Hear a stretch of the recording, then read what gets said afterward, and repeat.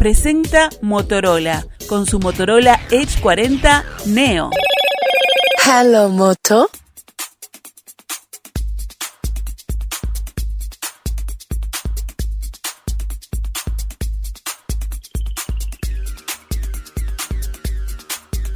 La Cámara Uruguaya de Tecnologías de la Información presentó los resultados de su encuesta anual 2022, entre los que se destacan, por un lado, el aumento de la facturación del sector, que entre las exportaciones y las ventas locales alcanzó los 2.840 millones de dólares, y por otro lado, el incremento de más de 3.000 nuevos puestos de trabajo. Desde hace más de 20 años, la CUTI realiza anualmente una encuesta a sus empresas socias con el objetivo de hacer un seguimiento sistemático del desempeño de ese sector. Esta es la única encuesta que se realiza a nivel nacional enfocada en el sector y si bien abarca solamente a empresas socias de la Cámara, es considerada representativa de lo que es toda la industria. Vamos a conversar sobre eso, pero también vamos a conversar acerca de los resultados de lo que fue la gira a China que realizó el gobierno uruguayo y que llevó a varios empresarios al gigante asiático para conocer y estrechar vínculos.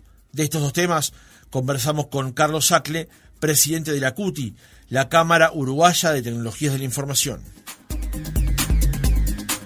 Acle, ¿cómo le va? Buenos días, gracias por acompañarnos. ¿Qué tal? Buenos días, muchas gracias por el espacio y feliz Navidad. El gusto es nuestro por recibirlo esta mañana.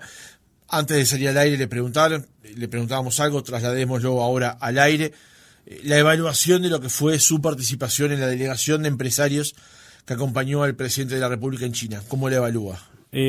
La evaluamos como muy positiva. Era la primera vez en mi caso que iba a China. El sector ya había ido, en particular con la ministra Carolina Cose en el 2019.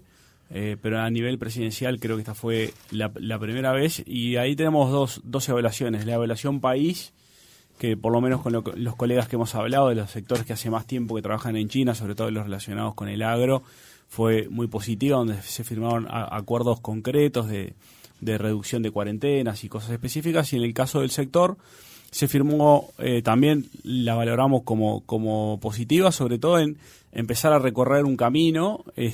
Nosotros con China hoy no tenemos casi que comercio a nivel de servicios tecnológicos, y es un mercado al cual tenemos que, por el tamaño que tiene, empezar a entender. Y esta misión nos pareció que fue como ese primer paso, donde también se firmaron acuerdos específicos para el sector de temas de economía digital, con temas relacionados con inteligencia artificial, Internet de las cosas, temas de formación, temas de innovación. Así que creo que ahí eso nos deja como una línea de trabajo que quedamos con la ministra de Industria de juntarnos después del receso de las vacaciones, digamos, para bajar a tierra por lo menos un par de acciones concretas que podamos hacer, que Uruguay pueda proponer para hacer el año que viene, y así empezar ese camino de acercamiento, ¿no? En este ramo en particular, ¿qué vínculos tiene Uruguay con China?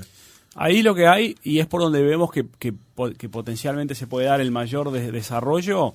Obviamente hoy hay una relación muy directa con todo lo que tiene que ver con la importación de equipamiento, sobre todo equipamiento tecnológico, desde radiobases 5G con la compañía Huawei, teléfonos celulares de la compañía Huawei, que fue una de las visitas que hicimos, que realmente impresiona. Son esas empresas que uno las tiene solamente macheadas por lo que es la venta de celulares, pero cuando uno visita ahí es una empresa que tiene 200.000 empleados y trabaja desde obviamente la parte de tecnología celular, pero después todo lo que es la parte de autos eléctricos, carga eléctrica, distribución de energía. Es una empresa mucho más grande, tecnológica, y que lo que vemos es que Uruguay puede ser en el futuro una puerta de entrada para empresas chinas del calibre o del estilo de Huawei, que estén buscando socios locales para entrar en Latinoamérica. Uruguay conoce mucho lo que es Latinoamérica y por qué no Estados Unidos. Y lo que vemos con empresas chinas futuras es eso, es decir, cómo Uruguay puede ser ese hub de innovación, ese lugar donde empresas chinas puedan asociarse con empresas locales o instalarse en el país para operar en el resto de la región, ¿no? Acle, cuando hablamos habitualmente de que China es nuestro principal socio comercial, tendremos a hablar acerca de la exportación de bienes. Ahora, también hay que sumar servicios y allí la ecuación cambia un poco. Estados Unidos es nuestro principal socio, sumando una cosa con la otra, reitero. Pero usted me hacía una salvedad antes de arrancar el reportaje que es interesante marcarla, que es el tema de los tiempos. Cada cuánto se llega a ese análisis y cuándo es que se puede pasar raya para tomar una determinación de ese tipo, ¿no? Ese es el gran talón de Aquiles. Estos datos que tenemos hoy son del 2022, Claro. Estamos hablando un año después, algo que parece medio loco en el sector tecnológico, tener datos un año después. Lamentablemente, por cómo se procesa esta información, son datos que hace CUTI a través de una encuesta a los socios. Eso implica que los socios, hay un proceso de recolección de esa información y de procesamiento que lleva tiempo, a diferencia de los bienes, que todos los meses se aprieta el botón y se dice, sale todos los bienes que pasaron, que entraron y salieron por la aduana. Acá es otro mundo, ¿no? Entonces todo se hace a través de encuestas de este estilo. Se trabaja también con Uruguay 21, con el Banco Central, para contrarrestar datos que tienen las diferentes organismos. Por ejemplo, Banco Central tiene todo lo que es la parte de balanza de pagos, es decir, la plata que entra y sale, pero no la tiene categorizada por destino, que es información relevante para nuestro análisis, saber a qué destinos le estamos vendiendo más. Entonces, se complementa mucha información, pero es un proceso lento y que también hay que asegurarse de la calidad de los datos, ¿no? Entonces, también ahí es que por eso también demora más. En el caso de los bienes está todo sistematizado de alguna manera, y eso obviamente facilita la extracción y el posterior análisis, ¿no? Para cerrar el capítulo de China, se discute la posibilidad de que Uruguay firme un tratado de libre comercio con ese país. Se ha ido y se ha venido, por ahora sin una definición concreta. Hace un tiempo también senadores de Estados Unidos han planteado que Uruguay tenga un mejor tratamiento de parte de Estados Unidos. Y está el viejo tema del debate del Mercosur. Uh-huh. Para la Cámara Uruguaya de Tecnologías de la Información, estos debates con respecto a ingresar, por ejemplo, al TPP, por ejemplo, correcto, ¿le son laterales? ¿No le significan nada? ¿Le importan? ¿Qué promueven? ¿Qué posición tienen con respecto a ello?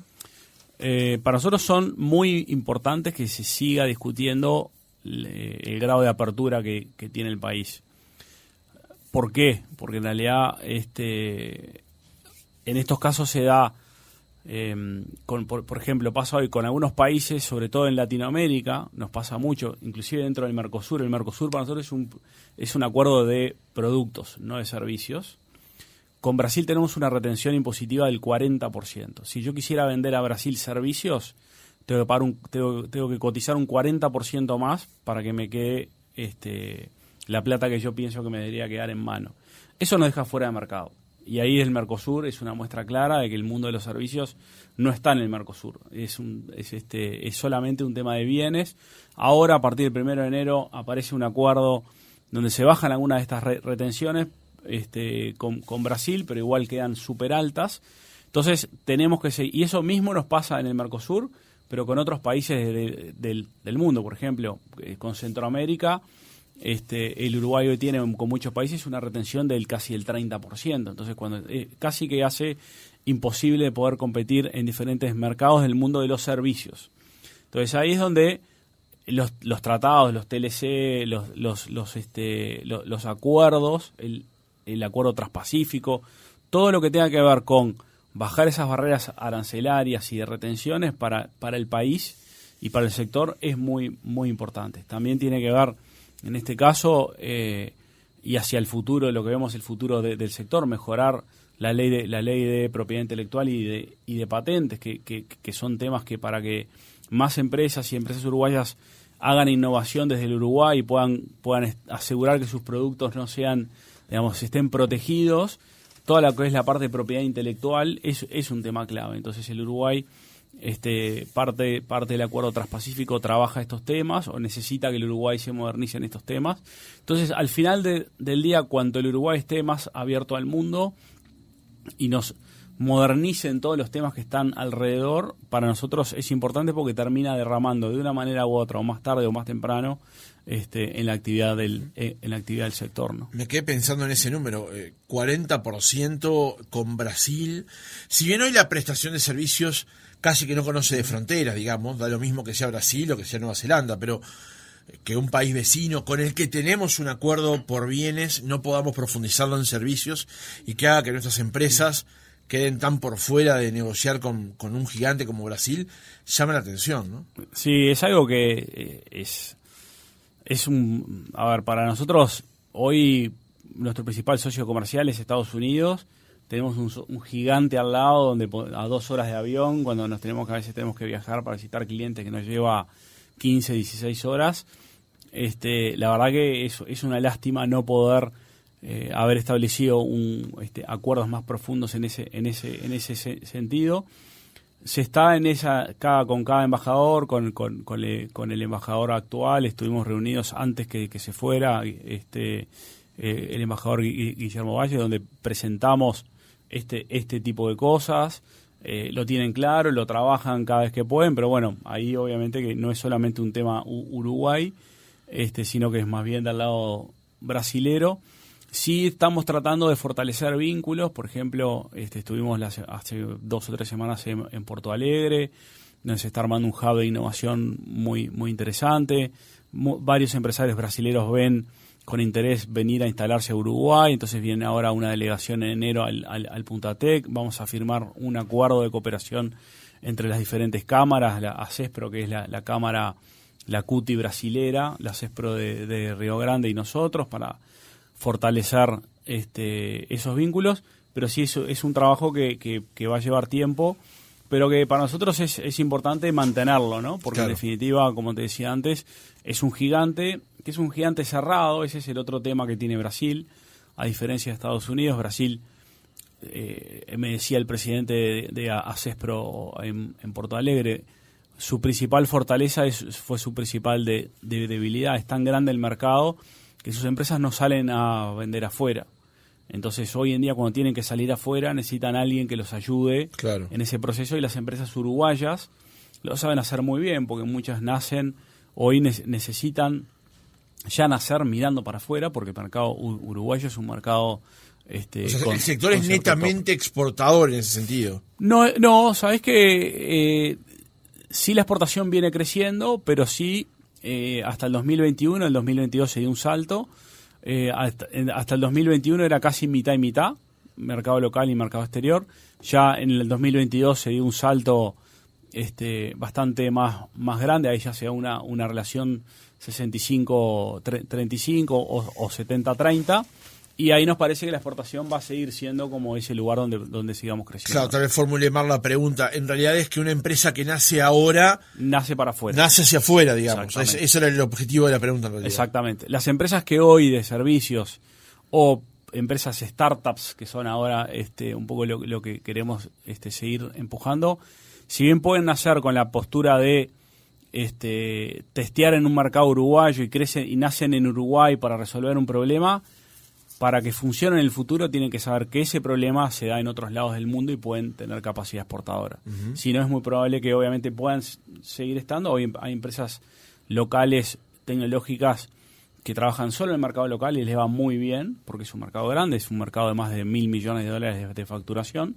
Pero hoy en día las que están naciendo en esa modalidad startup nacen en Uruguay, prueban a veces el producto y sobre todo en un mercado y lo testean en Uruguay, pero ya nacen con mirada al mundo, ¿no? Uh-huh. Acle, vamos a centrarnos ahora en los resúmenes justamente de la encuesta que presentó días pasados la Cámara. La primera pregunta viene asociada a un dato que está contenido en el informe, en el resumen ejecutivo. Dice: los resultados presentados por la edición 2022 de la encuesta se estimaron en base a un universo objetivo de 270 empresas TI socias de CUTI. Con la información relevada para 2022, un 53% del total de empresas TI en aumento se clasificó en el segmento de servicios TI, un 24% en el segmento horizontal y un 16% en el segmento vertical y un 7% en infraestructura. En primer lugar, la CUTI hoy, ¿a quiénes representa? ¿A cuántos representa? ¿A cuántos jugadores del mercado local representa? La CUTI hoy tiene más de 400 socios, de los cuales el entorno del 80% son... El concepto de empresa CUTI es empresa que produce tecnología, ¿no? Y ahí entran esas clasificaciones que son más internas. Ahora las vamos a después profundizar. entramos un poco más. Y después tiene un componente de socios que son socios que les interesa estar de una manera cerca al sector, universidades, empresas privadas que no son del sector, pero les interesa de una manera tener un vínculo, o empresas privadas o públicas, porque Antel es uno de los socios, que tiene un área de tecnología muy, muy grande y quieren estar vinculadas de una manera al sector. Entonces, hoy entendemos que la representación es bastante grande. Hay un mapeo del Ministerio de Industria que habla que Uruguay tiene el entorno de 500 empresas tecnológicas, un poco más. Así que, bueno, el universo CUTI es un universo bastante contemplativo de la realidad y del tipo de empresa, ¿no? O sea que este informe es bien representativo del sector en general, digamos. Exacto. Ahí está. Hablábamos justamente del entorno de 400 socias. Usted, por ejemplo, es directivo de la CUTI en representación de su empresa, Correcto. que es OneTree, ¿verdad? Correcto. Ahí está. Decíamos recién que la información la releva en estas categorías de empresas TI, servicios TI, horizontal, vertical e infraestructura. Para uno que es totalmente lejano en el asunto, ¿cómo se describe esta clasificación? Perdón porque realmente no está muy claro, o es más interno, ¿no? Ahí la empresa de servicio, que es la categoría más grande, es la que la contratan a uno para hacer, por ejemplo, un sitio de venta online. Viene una empresa X que quiere vender sus productos online y uno le hace el sitio web para vender online. Le contrata el servicio por eso y le paga por eso. Después ahí tenemos una clasificación que tiene que ver más con las industrias. Entonces ahí, por ejemplo, lo que es el segmento horizontal son aquellas empresas que proveen software para todas las industrias. El clásico ejemplo es un sistema contable. Un sistema contable es usado por un supermercado, por una fábrica, por la radio. Cualquier industria usa un software de recursos humanos. Entonces, por eso se le llama horizontal, porque es bien, le pega a todas las industrias. Es transversal, a todas las empresas. Y la parte vertical, o el segmento vertical, tiene que ver con productos generados para una industria, para el agro, para las telecomunicaciones, para la banca.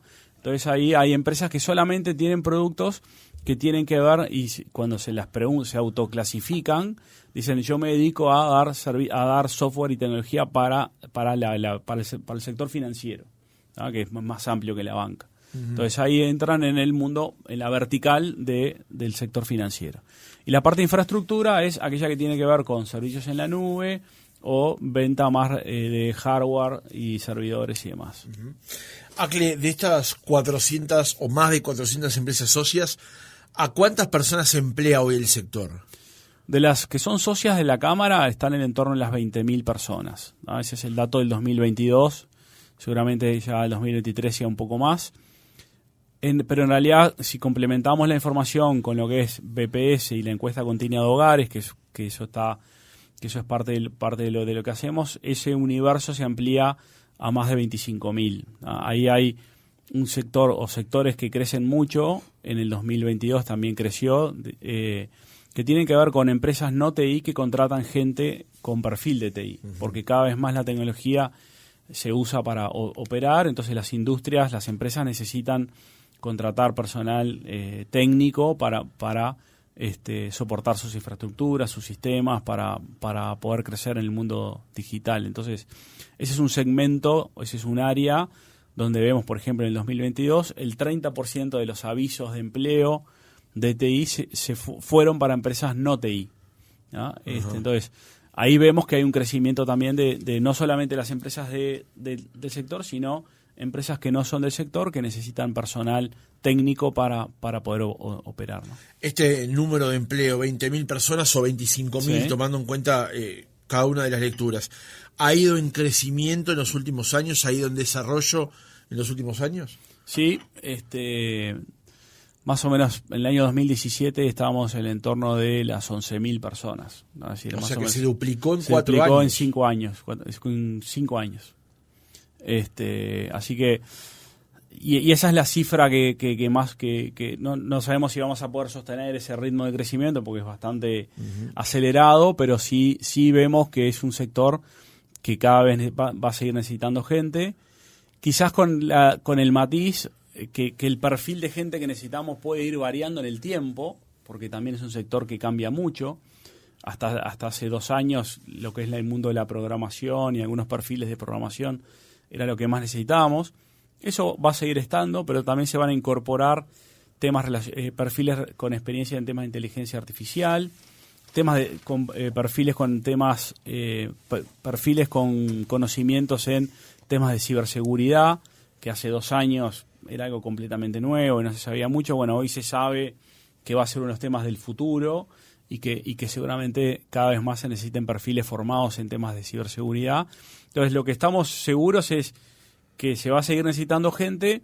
Lo que tenemos que estar atentos, ir cambiando, y ahí es muy importante los contactos y las relaciones que tenemos con las universidades y con los institutos de formación, de seguir formando gente en lo que se necesita. Y ahí, porque cada vez eso vemos que va a ser como el gran cambio, no es que no vayamos a necesitar gente, sino que seguramente tengamos que estar cambiando cada vez más rápido los perfiles que necesitamos. Claro.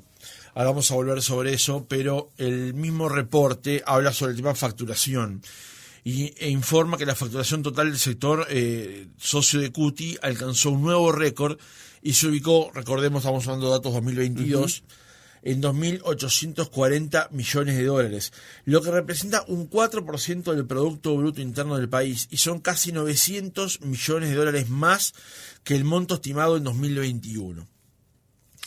¿Hacia dónde fue el crecimiento del sector en el año 2022? El crecimiento se dio sobre todo en el mercado de exportación, sobre todo en el mercado de Estados Unidos, que hoy en el 2022 representa el 87% de nuestras exportaciones. Ahí fue donde tuvimos el crecimiento mayor. Sabemos que hubo algunas empresas que movieron, digamos, facturación a Uruguay, pero lo que sostiene el dato de la realidad es la creación de 3.000 puestos de trabajo, porque es una industria que tiene mayoritariamente servicios, y entonces cuando aumenta la facturación tanto, y en general está relacionado también con un aumento en el empleo, y eso se da con el dato de más de 3.000 puestos de trabajo generados, y mayoritariamente vemos que el aumento se dio en la exportación. El mercado local creció un 9%, lo cual es un crecimiento mayor a la economía, que también es otro dato relevante. El sector crece más que la economía del país y lo viene haciendo así desde que casi que estamos midiendo esto, lo que demuestra que es un sector que más allá del mercado al cual se trabaje, es un mercado que tiene una tendencia al alza, ¿no? ¿Y qué representa para ustedes, líderes del sector, representantes del sector, ser hoy representantes del 4% del Producto Nacional?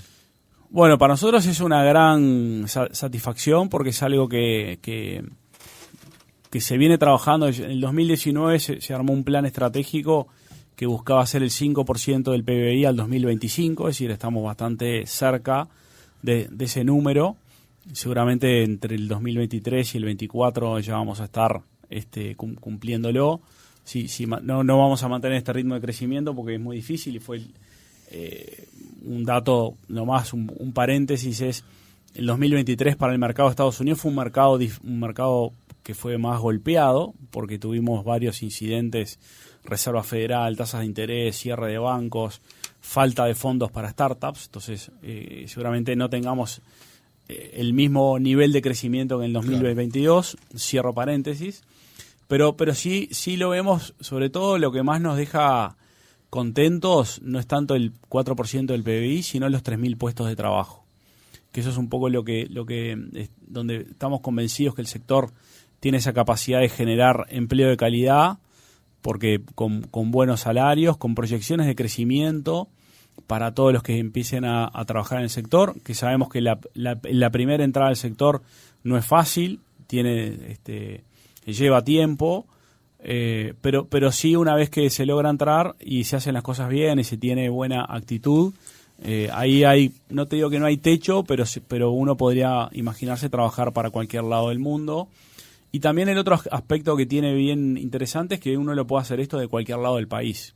Entonces ahí también hay otro componente clave donde el sector tiene esa capacidad de poder descentralizar a la industria, y por eso es tan importante que sigan estando las UTEC en los diferentes puntos del país, que es bien importante que que siga la apertura de carreras como la que se dio este año en la Facultad de Ingeniería en Salto. Ahí ese es un camino que desde la Cámara estamos empujando, porque queremos también que ese crecimiento se vea reflejado en todo el país y no solo en Montevideo, ¿no? Entonces, como satisfacción, sobre todo, están más los 3.000 puestos de trabajo que el 4% del PBI. Uh-huh.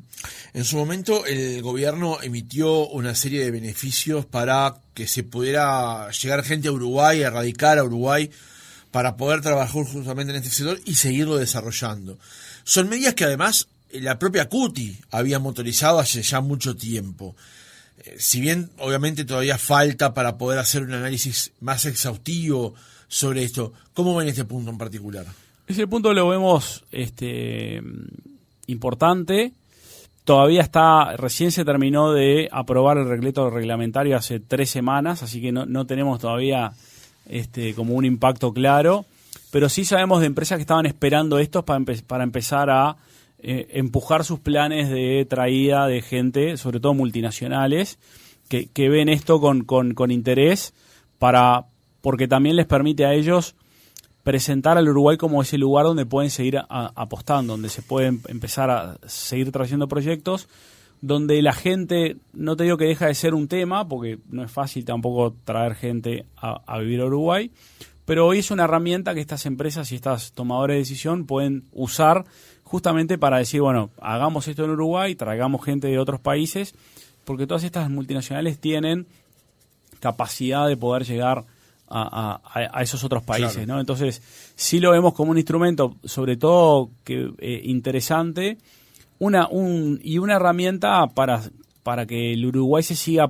presentando como ese hub de innovación, porque en definitiva, bueno, hoy tenemos seguridad jurídica, estabilidad, una política económica estable, una apertura al mundo, y esto permite también romper o decir, bueno, cuando viene una empresa y dice, bueno, ¿y qué pasa con la gente? Además de la formación, tenemos también esta ley que claro, te permitiría a vos, si traes tu compañía para acá, poder traer gente, ¿no? Pero va a ser útil. Va a ser útil. Una cosa fue cómo la planteaban ustedes, uh-huh, y como siempre tiene que haber también una visión del Estado y cómo queda eso reglamentado. Como instrumento lo ven positivo. Lo vemos positivo, sí, sin duda. Bien. 2 temas para cerrar, Acle. Tiene que ver, primero, usted hablaba recién con la cantidad de gente trabajando en el sector. Ya hemos comentado también el tema de los salarios, que son salarios importantes, siempre en crecimiento. Pero también siempre se ha hablado que lo que tiene que ver con las tecnologías de la información, hay desempleo cero, a veces desempleo negativo, aunque es un término que no existe, pero lo inventamos, para explicar que siempre hay demanda de gente.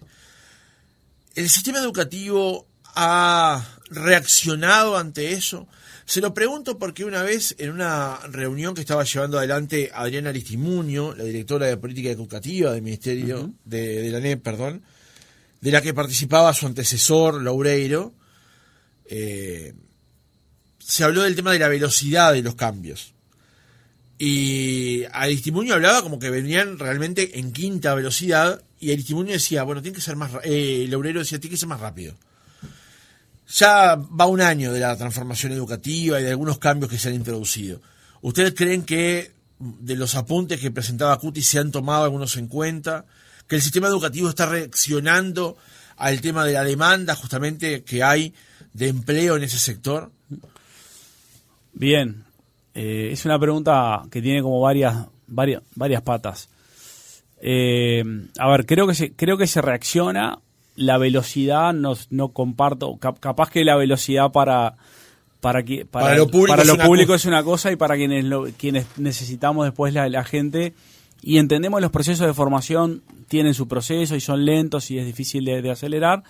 Obviamente que nos gustaría que esto hubiera sido más rápido, que obviamente tuvimos la pandemia mediante, el proceso de transformación no se pudo empezar en el 2020, y capaz que seguramente hoy ya estaríamos viendo algunos resultados. Pero bueno, yo creo que lo para destacar es que sentimos que la educación y las universidades, los diferentes niveles de la educación, hoy nos escuchan. Y eso me parece que si hay que destacar alguna cosa, destacaría esa. La velocidad con que después se producen esos cambios, seguramente nos gustaría que fuera otra.